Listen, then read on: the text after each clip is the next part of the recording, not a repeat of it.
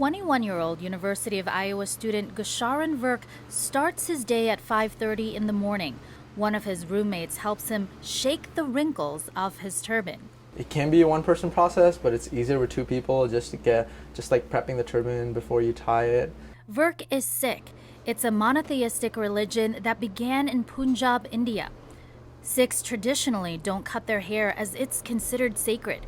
Virk wraps the turban around his to keep it protected. It's like kind of like a part of me at this point, part of my identity.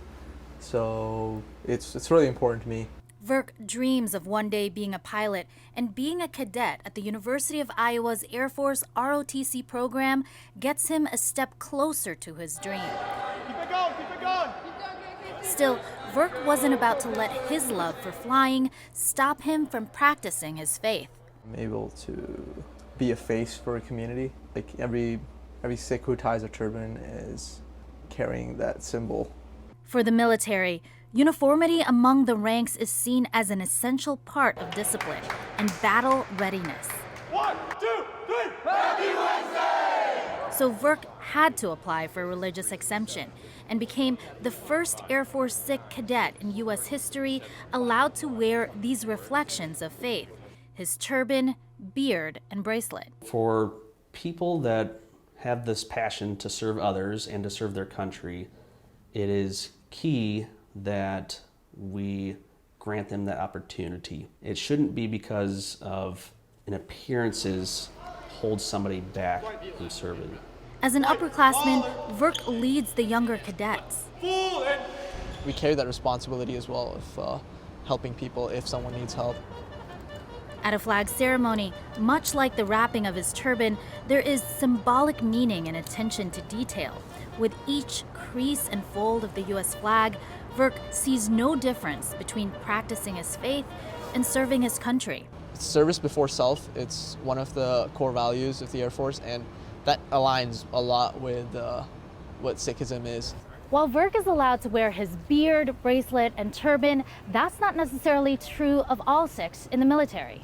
It's actually an employment discrimination issue more than anything else. Giselle Clapper from the Sikh Coalition represents 3 Sikhs who are suing the Marine Corps for the right to wear their articles of faith during boot camp.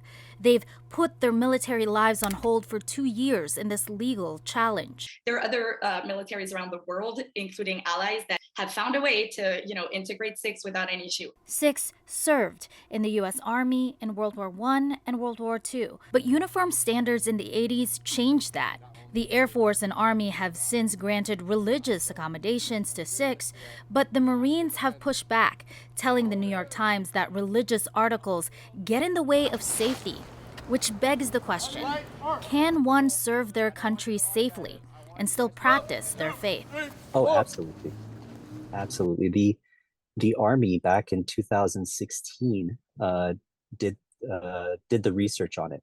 Research that ranges from the proper fitting of helmets to gas masks to other safety equipment.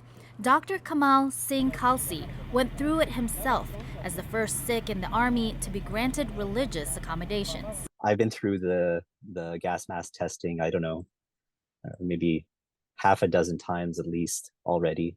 Khalsi has been deployed to Afghanistan as a medical doctor, and when he trained alongside Israel's army, some soldiers had beards and wore gas masks safely. There are arguments that are used, really blatantly racist and discriminatory institutional policy.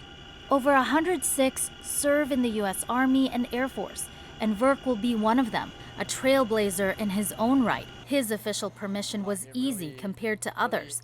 It took him a few months, and even though he took the initiative, he credits the encouragement from his community.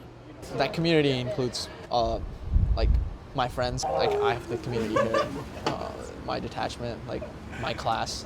I have my family. So yeah, I got a whole lot of people I guess cheering for me. Good morning, Cadet Goldberg. Good morning, Cadet Berg. Cat Sandoval, Newsy, Iowa City.